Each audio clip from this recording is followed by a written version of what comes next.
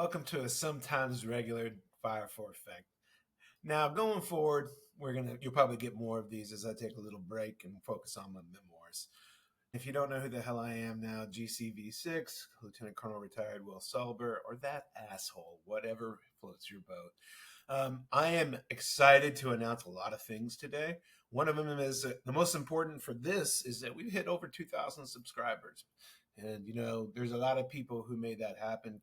Kate Kovarovic, Sarah Davidson, Natalie Strasberg, God, a bunch of people, Noel Skinner, a bunch of people that I can't name, a lot of Afghans, and I mean a lot of Afghans behind the scene that don't want to be public figures, have been making this whole thing work. And I'm forever grateful for them and really for you for giving a chance. I hate to tell you, but we are actually bipartisan. I know that I come from the right, but I'm actually a John McCain Democrat. Who cares? It makes sense. If Donald Trump's a Republican, John McCain can be a Democrat. I think at this point we can all just disagree that these parties don't make a whole lot of fucking sense. Nevertheless, I want you to know that I don't care what you believe in. I really don't. As long as you don't hate Jews and aren't pro-terrorists, go ahead, baby. AOC, Bernie, libertarians, whatever. We're happy to have you. I don't hate anybody for how they vote. That's a silly, silly thing because it guarantees that you're never going to win again. So, the 2,000 subscribers, we'd love to have you as paid subscribers. If you're a baller on a budget, hit us up. We'll probably just give it to you for free. If you're interested and you can't afford it, no problem. If you want to be a founding member, that money goes straight to the refugees, like straight up. Founding members, boop, we just send it over to pay for the salary of some of the refugees working behind the scenes. So if you want to hit us up with the founding membership, we'd love it. Yay. And then for paid subscribers, you get a couple of more things that'll start happening later here a little bit more. The Terrorism Chronicles, letters to my Princess General. You also get to comment on our products, which is nothing. We're going to start rolling out more and more stuff behind the paywall. One of them is going to be called Why Veterans Commit Suicide. And really, I think this is one that I've been kind of waiting on, and it's not going to start until I get back. But Why Veterans Commit Suicide will be a new product that comes up here, and it's going to be for paid subscribers only. It's not just going to be me that writes for this. It's going to be open to veterans and their military family members, Afghans, Iraqis, I don't care. You wore the uniform as an ally of ours or our uniform. I'd love to hear from you. We openly accept any type of article. And if you get us a paid subscriber, I'll give you a third of what we make off of it. If you're a military member, you're a free founder, or you get a free paid subscription. If you're a GWAT veteran, founding membership. That stands forever. If you think that anything that we write is wrong, feel free to let us know and write an article. Say that I'm wrong. Say that somebody else is wrong. We have a whole section called Voices from Our Readers because we would love to hear from you. We will accept anything that you submit as long as it's not total garbage. And I guarantee you we will work with you to try to get your voice out, especially to our veterans and their military family members. I think America needs to hear your voice and hear your voice consistently. That's the only way we're going to break through the CivMil gap is to tell the American people what happened over the last 20 years. And we need to give it to them raw. I don't want this academic stuff. You can go somewhere else for that. Seriously, there's some really good places that you can go read all about it. And if you like that type of dry academic stuff, I love it too. Sometimes it puts me to sleep. And I think we need to hear stories from our Afghan, Iraqi allies, from men and women who wore our uniform and their family members so that America can start to understand why so many veterans are committing suicide.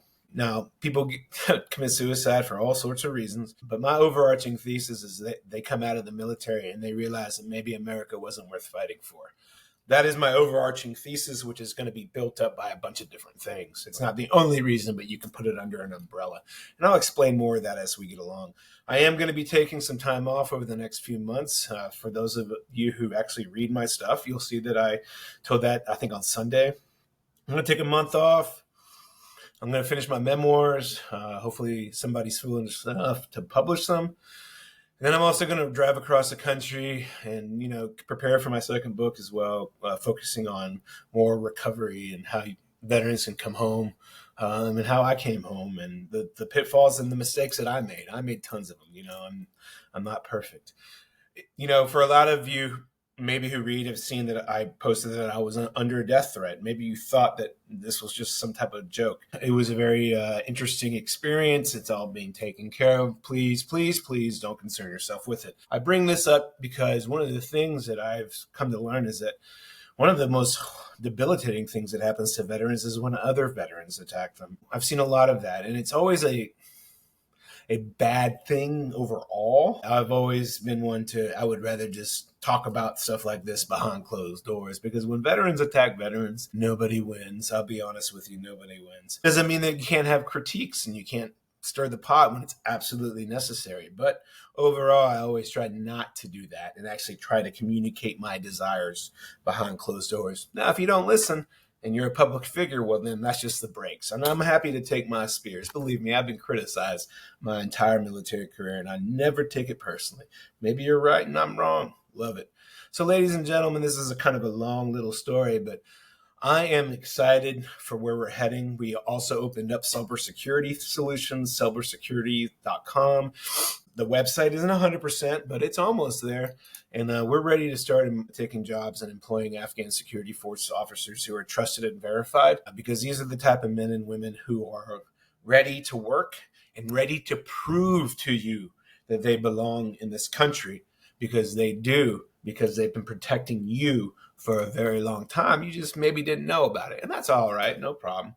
But I think we're going to be able to, offer something that probably is below market rate for people who are more highly trained than that guy that you see in front of your HEB who doesn't look like he could stop a cold. So as we start to grow this thing, it's going to take a little bit of while. So if you hit us up with thousands of things, we're a young veteran Afghan owned startup company. Okay. So give us a little bit of time, but I want to start taking jobs. I didn't want to roll this out until it was perfect, but sometimes life intervenes and things happen, and you just got to be okay with an 80% solution. And that's fine with me.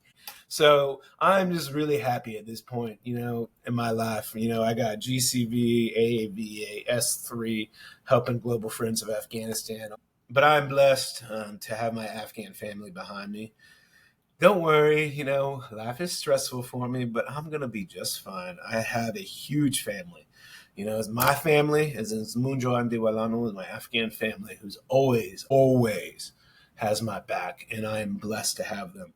So I'm going to be popping on here every once in a while. I'm not going to be writing. There's going to be some other people writing. And I just want you to know that, we're still going to be cranking out stuff. We'll still have some podcasts and stuff like that. But if you really want to help Afghans, let me tell you, you can give to AAVA, Global Friends of Afghanistan, Next Mission, and, any other orgs. There's tons of them. Google's your friend. Happy to tell you what I think if you want to know.